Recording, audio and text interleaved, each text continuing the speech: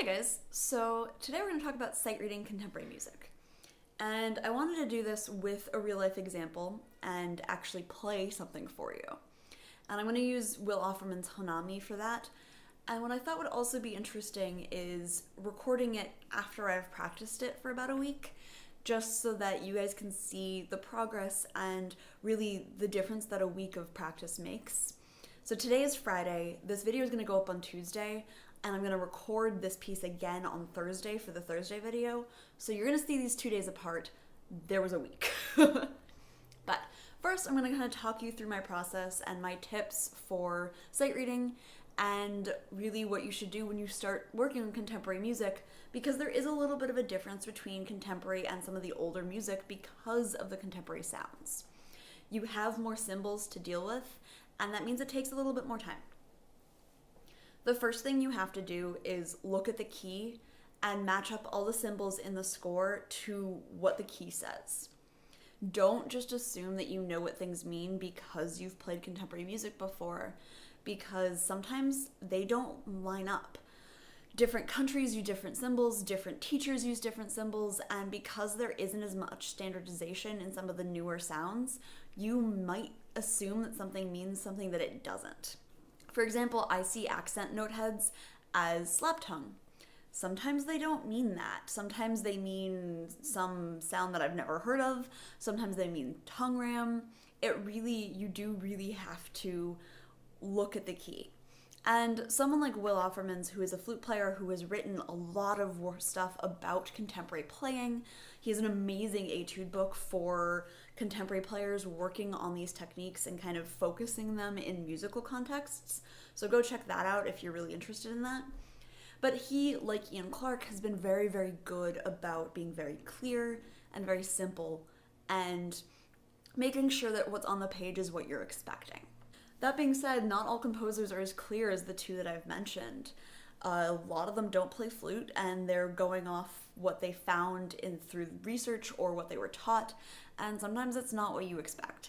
So go through, mark everything, and the really important part with this is write in the score, because you're sight reading, you're not just going to be able to remember all of this stuff. You just looked at this score. Well, after months of practice, you might be able to just look at it and go, yeah, okay, I know what that means.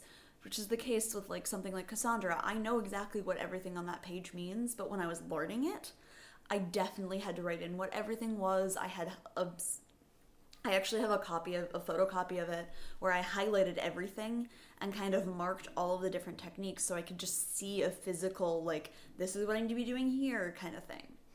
But that's something that takes time, and when you're sight reading, especially if you're truly sight reading, you don't get time to practice, you need as much information on the page as possible. The next thing is go through mentally the piece and see what's going to be difficult. You probably know your limitations, at least to an extent, and you know what you struggle with or what you're not super great at. And identify those sections and bracket them. Because if you do have a little bit of time to practice, that's what you want to practice.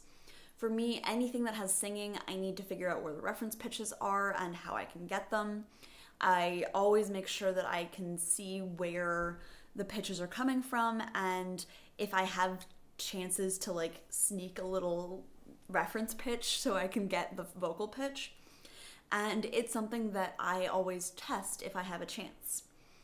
I'm also going to see if there's something that looks technically tricky, because a lot of you know that contemporary music tends to have a lot of notes in it. That's true for older music as well, but a lot of contemporary runs don't have any patterns to them, so it's not like you can rely on, this is a G major scale in thirds. This is a bunch of random notes with a bunch of random accidentals and maybe a quarter tone thrown in. And that's something that's difficult. Speaking of quarter tones, if they're there and I don't remember the fingerings offhand, I try as hard as I can to look them up and write them in. While I play a lot of microtonal music, I do still write in quarter tone fingerings because they're nice reminders when I'm in the midst of doing 4,000 things and my brain can't go into the library of fingerings that I have and find the right one immediately.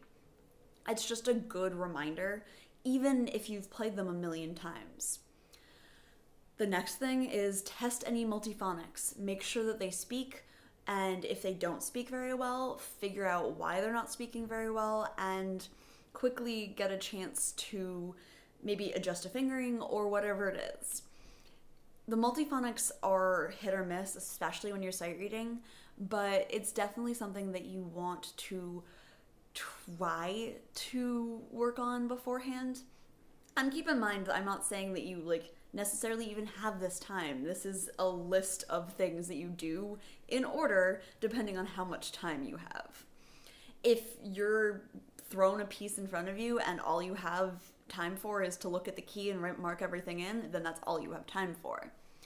If you're doing something a la like the 365 where I had maybe a couple hours to work on something, I got to do a little bit more. It's still truly sight reading. I'm not practicing it for very long, but I still get a chance to kind of get some things into my fingers and have a better chance of playing it well. And as always, sight reading is something that you have to practice, and sight reading contemporary music is something that you have to practice.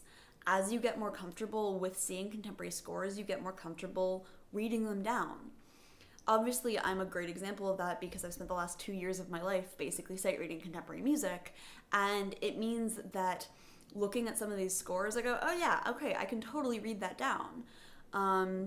Not to say that I don't practice the stuff I play, but it gives me a little bit more comfort knowing that I know how to do all of this stuff and I've done it before. So, with that, I'm gonna sight read through this and we'll see what happens.